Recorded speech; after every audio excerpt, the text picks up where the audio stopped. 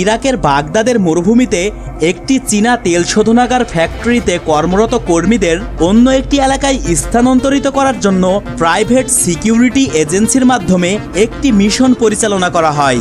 যখন সমস্ত কর্মীদের বাসে করে হাইওয়ে অফ ডেথ নামক রাস্তা দিয়ে গ্রিন জোনের উদ্দেশ্যে নিয়ে যাওয়া হচ্ছিল, তখন কিছু কিডন্যাপার এসে তাদের দুটি বাস ও এমন কিছু কর্মীদের অপহরণ করে নিয়ে যায় যারা জানতো কিভাবে তেল শোধনাগার ফ্যাক্টরিটি পরিচালনা করতে হয়। তাদের কাজে লাগিয়ে কিডন্যাপার টিম তেল পাচার করে $1 মিলিয়ন হাতিয়ে নিতে চাইছিল। চীনা কমান্ডার ড্রাগন লু কি পেরেছিল তার মিশন সঠিকভাবে পরিচালনা করে সবাইকে রেস্কিউ করতে? জানতে হলে দেখতে হবে সম্প্রতি মুক্তিপ্রাপ্ত জ্যাকি চ্যান ও জন সিনা অভিনীত 2023 সালের action thriller adventure movie hidden স্ট্রাইকের এক্সপ্লেনেশন।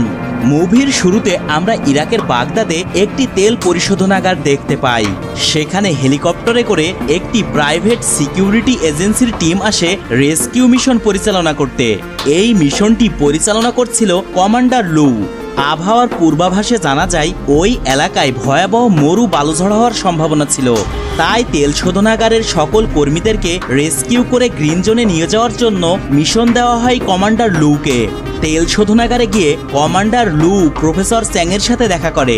চ্যাং কমান্ডার লুকে বলে সেখানে বাচ্চা শিশুসহ 498 জন কর্মী রয়েছে আর তাদের সবাইকে নিরাপদে রেস্কিউ করে গ্রিন জোনে পৌঁছে দিতে হবে। পরবর্তী সিনে আমরা ক্রিসকে দেখতে পাই। সে তেল শোধনাগারের পাশের একটি গ্রামে গলফ খেলছিল। তার ভাই হেনরি এসে তাকে এক ব্যাগ টাকা দেয়। ক্রিস তার ভাই হেনরির কাছে এই টাকা কোথায় পেয়েছে সেটি জানতে চায়।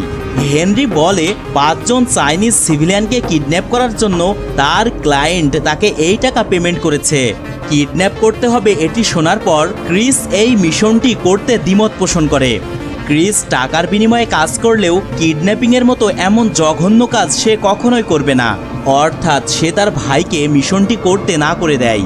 কিন্তু হেনরি ছিল লোভী মানুষ, তাই সে এত টাকা হাতছাড়া করতে চাইছিল না। সে যখন তার ভাইকে মিশনটির ব্যাপারে বোঝাতে চাইছিল তখন ক্রিস হেনরির উপর রাগ করে সেখান থেকে চলে যায়। গ্রামে গিয়ে ক্রিস গ্রামের বাচ্চাদের সাথে ক্রিকেট খেলছিল। তখন সেখানে হেনরির বন্ধু ওয়েন আসে ক্রিসের সাথে দেখা করতে। আসলে তারা এই গ্রামের মানুষদেরকে দেখাশোনা করত। ওয়েন গাড়ি থেকে একটি টুলবক্স নিয়ে গ্রামের কূপের নিকট একটি পানির পাম্পের কাছে যায়। পানির পাম্পটি নষ্ট ছিল, তাই ওয়েন সেটি ঠিক করার চেষ্টা করছিল। কিন্তু অনেক চেষ্টা করার পরেও সে পানির পাম্পটি ঠিক করতে পারছিল না। সে ক্রিসকে জানায় পুরো গ্রামের সবার পানির চাহিদা পূরণ করার জন্য এই পাম্পটি ঠিক করতে তাদের আরও অনেক টাকার প্রয়োজন। তখন ক্রিস মনে মনে টাকার জন্য তার ভাইয়ের সেই মিশনটির কথা চিন্তা করতে থাকে। ওই দিন রাতে তেল শোধনাগারে কমান্ডার লু তার টিমকে মিশন পরিচালনার জন্য গাইডলাইন দিচ্ছিল। অনেক জল্পনা কল্পনা শেষে কমান্ডার সিদ্ধান্ত নেয় তারা এখানকার সবচেয়ে বিপজ্জনক দ্রুততম রাস্তা হাইওয়ে অফ ডেথ এই রাস্তাটি দিয়ে রেস্কিউ মিশন পরিচালনা করবে। তারা দুটি টিমে ভাগ হয়ে একটি টিম সকাল 9টায় ও অপর টিম বিকাল 4টায় গ্রিন হাউসের উদ্দেশ্যে রওনা দিবে। পরের দিন তেল শোধনাগারের মেন কন্ট্রোল ইউনিটে সকল বিজ্ঞানী ও ক্রু মেম্বাররা সেখান থেকে বের হওয়ার জন্য সর্বশেষ প্রস্তুতি নিচ্ছিল। প্রফেসর চ্যাং সেখানকার অপারেটিং সিস্টেম লকডাউন করতে কম্পিউটারে পেন ড্রাইভের মাধ্যমে সিকিউরিটি কোড দিয়ে পুরো সিস্টেম শাটডাউন করে দেয়। সিস্টেম লকডাউন করার পরে সে তার পেন ড্রাইভ ও মোবাইল ব্যাগে রেখে সেই ব্যাগটি তার অ্যাসিস্ট্যান্ট মেয়ের কাছে দেয়। সকালে সবাই বাসে ওঠার প্রস্তুতি নিচ্ছিল। একে একে বাচ্চা, শিশু ও কর্মীরা সবাই বাসে উঠে পড়ে। প্রফেসর চ্যাং তার ছেলেকে নিয়ে একটি বাসে ওঠে আর তার অ্যাসিস্ট্যান্ট মেই অন্য একটি বাসে ওঠে। এর মধ্যে আবার একজন যে বাসটি কিডন্যাপ হবে সেটিকে ক্রস মার্ক করে দেয়। মেই বাসে উঠে দেখতে পায় ওই বাসটি ড্রাইভ করবে কমান্ডার লু। কমান্ডার মেয়ের জন্য আগে থেকে জায়গা রেখেছিল, কিন্তু তাদের দুজনের হাবভাব দেখে মনে হচ্ছিল তারা দুজনেই পূর্ব পরিচিত। এখন তাদের মধ্যে কি সম্পর্ক রয়েছে সেটা আমরা মুভির সামনে দেখতে পাবো। অবশেষে কমান্ডার 11টি বাস ও হেলিকপ্টার বহর নিয়ে তাদের যাত্রা শুরু করে গ্রিন জোনের উদ্দেশ্যে। যাত্রা শুরুর পর বাসের মধ্যে লু ও মেয়ের মাঝে কথাবার্তা শুনে এবং মেই এর ডায়েরিতে লু এর ছবি দেখে আমরা বুঝতে পারি মেই আসলে হলো কমান্ডারের নিজের মেয়ে। তবে তাদের দুজনকে দেখে মনে হচ্ছিল তাদের মধ্যে কোনো পারিবারিক ঝামেলা চলছে। যাই হোক, খানিকটা পথ যাবার পর তারা হাইওয়ে অফ ডেথ রাস্তাটির সামনে পৌঁছায়।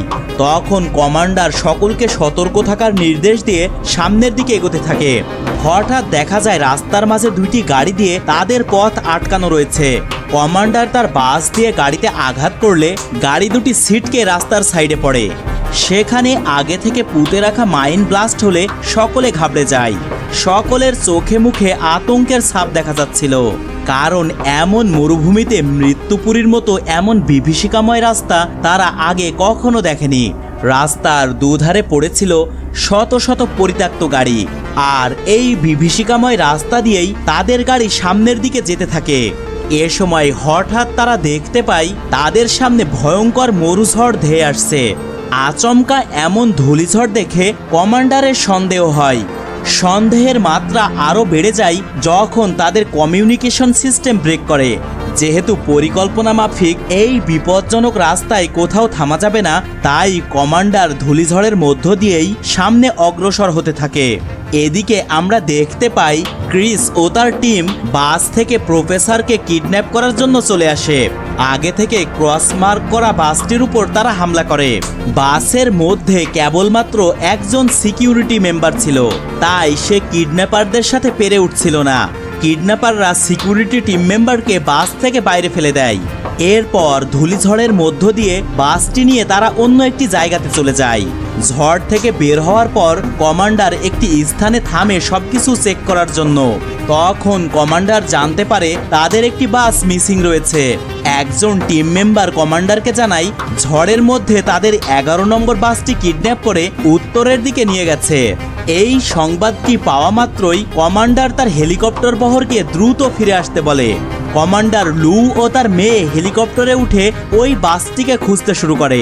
তারা যখন বাসটিকে খুঁজছিল তখন পাহাড়ের মাঝে কমান্ডার দেখতে পায় কেউ পরিকল্পিতভাবে একটি জেট ইঞ্জিন চালিয়ে রেখেছে, যাতে করে বাতাসের প্রেসারে সেখানে ধূলিঝড় তৈরি হয়।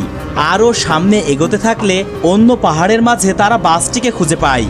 ওই বাসের মধ্যে থাকা একজন টিম মেম্বার ক্যাপ্টেনকে জানায় বাসের মধ্য থেকে প্রফেসর চ্যাং ও তার ছেলেসহ 5 জন কর্মীকে কিছু আমেরিকান লোক তুলে নিয়ে গেছে। এটি শুনে কমান্ডার অন্য বাসগুলিকে নিয়ে গন্তব্যের দিকে অগ্রসর হওয়ার নির্দেশ দেয়, আর সে কিডন্যাপারের খোঁজ করতে সামনে অগ্রসর হয়। এদিকে ক্রিস যখন বন্দীদের নিয়ে যাচ্ছিল তখন তাদেরকে লুয়ের একটি হেলিকপ্টার দেখে ফেলে। তারা হেলিকপ্টারে করে ক্রিসের টিমকে ফলো করতে থাকে। হঠাৎ করেই হেনরি হেলিকপ্টারের দিকে গুলি করে বসে, আর এখানেই শুরু হয় হেলিকপ্টার ও গাড়ির মাঝে দুর্দান্ত ফাইট চেজিং সিন। হেলিকপ্টার থেকে ক্রিসের টিমের উপর বোমা নিক্ষেপ করা হচ্ছিল। এতে করে ক্রিসের টিমের কয়েকজন মারা যায়। ক্রিস বুঝতে পারে এভাবে সে হেলিকপ্টারের সাথে পেরে উঠতে পারবে না। তখন সে একটি প্ল্যান করে, আর প্ল্যান মাফিক তারা একটি জায়গাতে থামে। ক্রিসের টিমের উপর যখন হেলিকপ্টার থেকে ফায়ারিং করছিল তখন ক্রিসের টিমের অপর একজন গাড়িতে এসে হেলিকপ্টারের দিকে মেশিন গান দিয়ে গুলি করে। এতে করে হেলিকপ্টারটি ক্র্যাশ করে। হেলিকপ্টারের পিছু ছাড়িয়ে ক্রিস ও তার টিম তাদের আস্তানায় ফিরে আসে। সেখানে গিয়ে ক্রিস হেনরির উপর প্রচণ্ড রেগে যায়। সে হেনরিকে জিজ্ঞাসা করে এই মিশনটি আসলে কার ছিল, কেননা হেনরি ক্রিসকে বলেছিল শুধুমাত্র 5 জন চাইনিজ সিভিলিয়ানকে কিডন্যাপ করতে হবে। কিন্তু কিডন্যাপিং এর পর তাদের উপর হেলিকপ্টার দিয়ে অ্যাটাক হওয়ার বিষয়টি তার পরিকল্পনার বাইরে ছিল, আর এজন্যই ক্রিস প্রচণ্ড রেগেছিল। এ সময় সেখানে হঠাৎ করে ওয়েন চলে আসে। ক্রিস তখন বুঝতে পারে এই কিডন্যাপিং এর পিছনে যার হাত রয়েছে সে হলো ওয়েন। ওয়েন প্রফেসর চ্যাংয়ের কাছে গিয়ে কেন তাদের কিডন্যাপ করেছে সেটি বলে। ওয়েন প্রফেসর চ্যাংকে জানায় তাদের প্রোগ্রামিং সিস্টেম ব্যবহার করে সে তেল পাচার করে অনেক ধনী হবে। এদিকে ক্রিস ওয়েনের উপর রেগেছিল। মিশনের আগে সে যদি ওয়েনের ব্যাপারে জানতো তাহলে কখনোই সে মিশনটি করতো না। এভাবে তর্ক করতে করতে এক পর্যায়ে ক্রিস ওয়েনের কাছে তার পাওনা টাকা দাবি করে। ওয়েন তখন ক্রিসকে বলে তার টাকা দিতে আরো কিছুদিন সময় লাগবে। তখন ক্রিস রেগে সেখান থেকে চলে যেতে চায়। তার ভাই হেনরি তাকে বলে ওয়েনের টাকা ম্যানেজ হতে কিছুদিন সময় লাগবে, তাই সে ক্রিসকে চলে যেতে বলে আর নিজে তাদের ভাগের টাকা ম্যানেজ করে ক্রিসকে পৌঁছে দেবে। এটি শুনে ক্রিস দ্রুত তার অংশের টাকা নিয়ে হেনরিকে তাদের ল্যাবে পৌঁছানোর জন্য বলে আর ক্রিস সেখান থেকে চলে যায়। ক্রিস চলে যাওয়ার পর হেনরি ওয়েনের কাছে গিয়ে বলে যে ক্রিসকে ছাড়াই সে বাকি কাজ করতে পারবে, কিন্তু ওয়েন কোনো কথার জবাব না দিয়ে হেনরি ও তার লোকেদেরকে মেরে ফেলে। ক্রিস যখন গাড়ি নিয়ে গ্রামের দিকে যেতে থাকে তখন হেলিকপ্টার থেকে লু তাকে দেখে ফেলে। লু তার স্নাইপার রাইফেলের স্কোপ দিয়ে দেখে আসলে গাড়িতে কোনো আমেরিকান আছে কিনা। গ্রামে এসে ক্রিস তার কর্মের প্রতি অনুশোচনা বোধ করে। এই সময় একটি বাচ্চা এসে তাকে খেলতে ডাকে, তাই সেও তার রাগ কমানোর জন্য খেলতে যায়। খেলার এক পর্যায়ে ক্রিস লুকে দেখতে পায়। লু ক্রিসকে ফলো করতে করতে গ্রামে চলে আসে। লু ক্রিসকে জিজ্ঞাসা করে একজন আমেরিকান হয়ে সে এই মরুভূমিতে কি করছে। উত্তরে ক্রিস বলে সে এই গ্রামটিকে দেখাশোনা করে এবং লুকে পাল্টা প্রশ্ন করে সে এখানে কি জন্য এসেছে। তার কিছু লোককে কেউ কিডন্যাপ করেছে। এই কিডন্যাপিং এর পিছনে কেন জানি ক্রিসের হাত রয়েছে বলে লু মনে করে। এভাবে তর্ক হতে হতে এক পর্যায়ে মারামারির রূপ ধারণ করে, কিন্তু সেখানে ছোট ছোট বাচ্চা থাকায় তাদের ভিতর কোনো মারামারি হয় না। এদিকে সময় মতো হেনরির আসতে দেরি হওয়ায় ল্যাবের ভিতরে প্রবেশ করে সেখানে তার ভাইকে মৃত অবস্থায় দেখতে পায়। সে বুঝতে পারে তার ভাইকে ওয়েন হত্যা করেছে। ক্রিসকে ফলো করতে করতে লুও ল্যাবে চলে আসে। লুর ল্যাবে আসার বিষয়টি ক্রিস বুঝতে পেরে লুকিয়ে পড়ে। লু ক্রিসকে খুঁজতে থাকে, এমন সময় হঠাৎ ক্রিস লুয়ের উপরে ঝাঁপিয়ে পড়ে। আর এখানেই আমরা মুভির সেরা ফাইট সিনটি দেখতে পাই। মারামারির এক পর্যায়ে লু ক্রিসের কাছে জানতে চায় সে কেন তার লোকদেরকে কিডন্যাপ করেছে। ক্রিস লুকে জানায় এই কিডন্যাপিং এর পিছনে মাস্টার প্লেয়ার হলো ওয়েন। ওয়েন তাকে মিথ্যা বলে এই কিডন্যাপিংটি করিয়েছে এবং তার ভাই হেনরিকে মেরেছে। মারামারির এক পর্যায়ে হঠাৎ তাদের ল্যাবে ফার্সি ওয়েপন ডিলার আসে। ক্রিস ওয়েপন ডিলারকে টাকা দিতে অসম্মতি জানায়। তখন ওয়েপন ডিলার তার উপরে তুমুল গুলিবর্ষণ করে। লু ও ক্রিস ল্যাবের মধ্যে কভার নিতে বাধ্য হয়। এক পর্যায়ে তারা বাইরে গ্রেনেড ছুটতে থাকে। গ্রেনেডের বিস্ফোরণে লু ও ক্রিস মারা গেছে ভেবে ওয়েপন ডিলার সেখান থেকে চলে যায়। তারা চলে গেলে ক্রিস লুকে জানায় সে একটি চাইনিজ সিকিউরিটি এজেন্সিতে কিছুদিন কাজ করেছিল আর এখানেই তাদের মধ্যে দারুণ ভাব জমে যায়। দুজনেই সিদ্ধান্ত নেয় তারা একত্রে ওয়েনের বিরুদ্ধে লড়বে, কেননা ওয়েন ক্রিসের ভাইকে খুন করেছে। তাই ক্রিস তার ভাইয়ের খুনের বদলা নিতে লুয়ের সাথে যোগ দেয়। তারপর তেল পরিশোধনাগারে আমরা ওয়েনকে দেখতে পাই। কন্ট্রোল রুমে সে প্রফেসর চ্যাং ও তার ছেলেকে আটকে রেখেছে। ওয়েন যখন কম্পিউটার চালু করতে চায় তখন সে জানতে পারে পুরো কম্পিউটার সিস্টেমটি একটি ফিঙ্গারপ্রিন্ট ফিজিক্যাল সিকিউরিটি দ্বারা লক করা। তাই প্রফেসরের কাছে পেনড্রাইভটি কোথায় আছে তা ওয়েন জানতে চায়, কিন্তু প্রফেসর ওয়েনকে পেনড্রাইভের ব্যাপারে কিছুই বলে না, কারণ সে জানতো কম্পিউটারের অ্যাক্সেস যদি ওয়েন নিতে পারে তাহলে সে মিলিয়ন মিলিয়ন গ্যালন তেল বাইরে পাচার করবে। প্রফেসরের মুখ থেকে কোনো সদুত্তর না পেয়ে ওয়েন প্রফেসরের একজন হোস্টেসকে মেরে ফেলে। এটা দেখেও প্রফেসর কোনো কথা বলে না।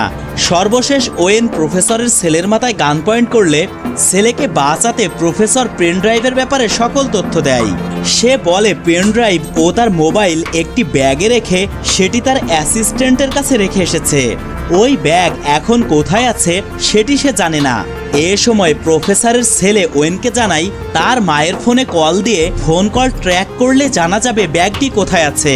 রাতের বেলা ক্রিস, লু ও মেই ক্রিসের গ্রামের বাচ্চাদের সাথে ডিনারের আগে আড্ডা দিচ্ছিল। এ সময় প্রফেসরের ফোনের একটি কল রিসিভ করে মেই।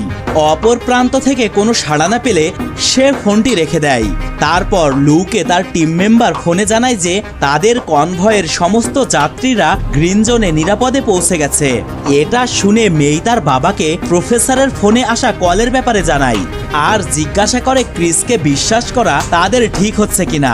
লু মেয়েকে জানায় যেহেতু ক্রিস আমেরিকার বিলাসবহুল জীবন ছেড়ে এই গ্রামের বাচ্চাদের ও গ্রামের মানুষদের দেখাশোনা করছে, তার মানে ক্রিস একজন নিশ্চয় ভালো মনের মানুষ। এরপর লু ক্রিসের সাথে যোগ দিয়ে বাচ্চাদেরকে বিনোদন দিতে থাকে। খাবারের সময় হয়ে গেলে যখন বাচ্চারা খেতে যায় তখন ক্রিস মেয়ের ডায়েরিটি নিয়ে বাইরে যায়। ডায়েরির মধ্যে ক্রিস লুয়ের ছবি দেখতে পায়। লু যখন ক্রিসের কাছে আসে তখন ক্রিস লুকে মেয়ের ব্যাপারে প্রশংসা করে বলে, মেয়ে দেখতে খুব সুন্দর একজন মানুষ, তার মতো সহকর্মী পেয়ে লু খুবই ভাগ্যবান। ক্রিসের মুখে এমন মন্তব্য শুনে লু রেগে যায়। সে ক্রিসকে এমন আজে বাজে কথা বলতে নিষেধ করে।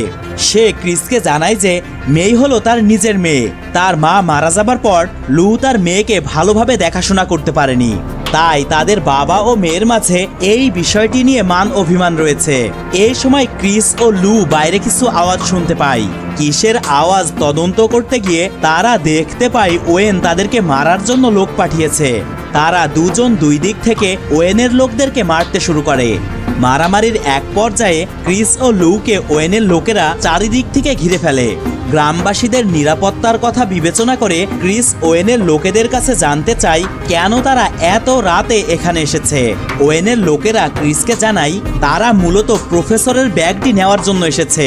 ক্রিস মেয়ের কাছ থেকে ব্যাগটি নিয়ে ওয়েনের লোকদের দিয়ে দেয়। ওয়েনের লোকেরা ব্যাগটি নিয়ে সেখান থেকে চলে যায়। পরের দিন সকালে মেই ক্রিসকে ব্যাগের জন্য অনেক কথা শোনায়। ক্রিস তখন ব্যাগের ব্যাপারে জানতে চাইলে মেই ক্রিসকে বলে ব্যাগটির মধ্যে একটি সিকিউরিটি কিযুক্ত পেন ড্রাইভ ছিল, যেটির মাধ্যমে তেল শোধনাগারের কম্পিউটার চালু করা সম্ভব। কোনো খারাপ মানুষের হাতে এই কম্পিউটারের অ্যাক্সেস চলে গেলে তারা চুরি করে মাটির নিচ দিয়ে দেশের বিভিন্ন প্রান্তে তেল পাচার করতে পারবে। এসব কথা শুনে লু ও ক্রিস সিদ্ধান্ত নেয় যেভাবেই হোক এই তেল চুরি থামাতে হবে। তাই তারা দুজন জেট ইঞ্জিন লাগানো ডেজার্ট ট্রাক নিয়ে তেল পরিশোধনাগারের দিকে অগ্রসর হয়। তাদের হেল্প করতে মেই ক্রিসের প্রিয় গাড়িটি নিয়ে তাদের পিছু যেতে থাকে। এদিকে জার্মানি থেকে কয়েকটি বড় বড় ট্যাঙ্কার জাহাজ তেল পরিশোধনাগারের নিকটবর্তী সমুদ্র বন্দরে চলে আসে। জাহাজের ক্যাপ্টেন ওয়েনকে তেল লোডের ব্যাপারে প্রস্তুতি নিতে বলে। ওয়েন তখন প্রফেসরকে পেন ড্রাইভটি দিয়ে কম্পিউটার সিস্টেমটি চালু করতে বলে। কম্পিউটার চালু হলে ওয়েন খুব দ্রুত পাইপলাইন দিয়ে জাহাজে তেল ভরতে শুরু করে। কম্পিউটার অপারেটর ওয়েনকে জানায় সবগুলো জাহাজে তেল ভরতে 24 ঘন্টার মতো সময় লাগবে। তাই ওয়েন জাহাজের নিরাপত্তার জন্য তার টিম নিয়ে জাহাজের দিকে রওনা দেওয়ার সিদ্ধান্ত নেয়।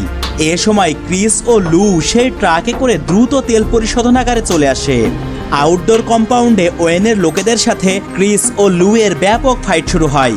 ওয়েনের সব লোকদেরকে মেরে ক্রিস ও লু কন্ট্রোল রুমের দিকে যেতে থাকে। তাদেরকে আসতে দেখে ওয়েন পেন ড্রাইভটি নষ্ট করে সেখান থেকে চলে যায়। কন্ট্রোল রুমে গিয়ে তারা ওয়েনের লোকদেরকে মেরে প্রফেসর ও তার ছেলেকে সেখান থেকে উদ্ধার করে। বাইরে এসে ক্রিস খেয়াল করে ওয়েন তার দলবল নিয়ে সেখান থেকে পালিয়ে যাচ্ছে। ক্রিস ওয়েনের গাড়ির পিছু করতে করতে হাঁপিয়ে যায়। এ সময় সে দেখতে পায় মেই তার সবচেয়ে পছন্দের গাড়িটি নিয়ে তাদের কাছে এসেছে। ওই গাড়িতে করে ক্রিস ও মেই ওয়েনের পিছু করতে থাকে। পাহাড়ি উঁচু নিচু রাস্তায় তাদের গাড়ি উপর থেকে নিচে পড়ার কারণে মারাত্মক ক্ষতিগ্রস্ত হয়। ঠিক এ সময় লু জেট ইঞ্জিন লাগানো ওই ট্রাকটি নিয়ে তাদের সামনে দিয়ে যাচ্ছিল। তিনজন ট্রাকে উঠে জেট ইঞ্জিন চালু করে ঝড়ের গতিতে সামনের দিকে যেতে থাকে। তাদের ট্রাক দিয়ে ওয়েনের তেলবাহী ট্রাকে ধাক্কা মারে। এতে সেখানে অনেক বড় বিস্ফোরণ হয়। এই বিস্ফোরণে ওয়েন আহত হয়। ওয়েন যখন বুঝতে পারে তাদের সাথে সে পেরে উঠবে না, তখন সে পালাতে শুরু করে। ওয়েনকে পালাতে দেখে লু আবার জেট ইঞ্জিন চালু করে ওয়েনকে ধাওয়া করতে থাকে।